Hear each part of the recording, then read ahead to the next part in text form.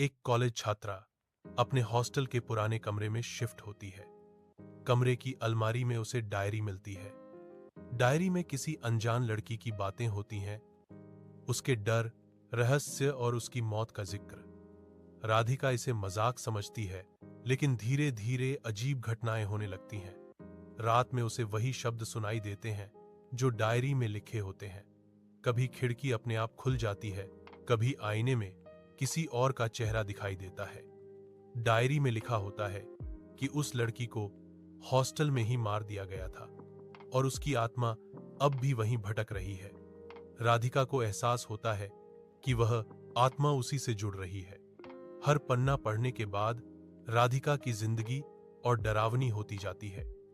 Diary की मालकिन सुषमा थी, जो कई साल पहले उसी हॉस्टल में रहती थी। वह एक होनहार छात्रा थी। एक रात उसे कमरे में बंद कर दिया गया और आग लग गई। सुषमा मर गई और उसकी आत्मा उसी हॉस्टल में कैद हो गई। मरते समय उसने अपनी पीड़ा डायरी में लिखी थी। यही वजह थी कि जो भी डायरी पढ़ता उसकी आत्मा से जुड़ जाता। राधिका जब डायरी का आखिरी पन्ना पढ़ती है तो सुषमा की आत्मा पूरी तरह जाग जाती है। लेकिन इस बार राधिका डरने के बजाय उससे बात करती है। वह कहती है, तुम्हें धोखा मिला, लेकिन अब तुम्हें शांति मिलनी चाहिए। तुम्हारी कहानी मैं सबको बताऊंगी ताकि कोई तुम्हें भूल न पाए। सुषमा की आत्मा पहली बार किसी ने समझी। उसकी आंखों से आंसू गिरते हैं और वह धीरे धीरे धुंध में बदल जाती है। कमरे में एक हल्की रोशनी फैल जाती है।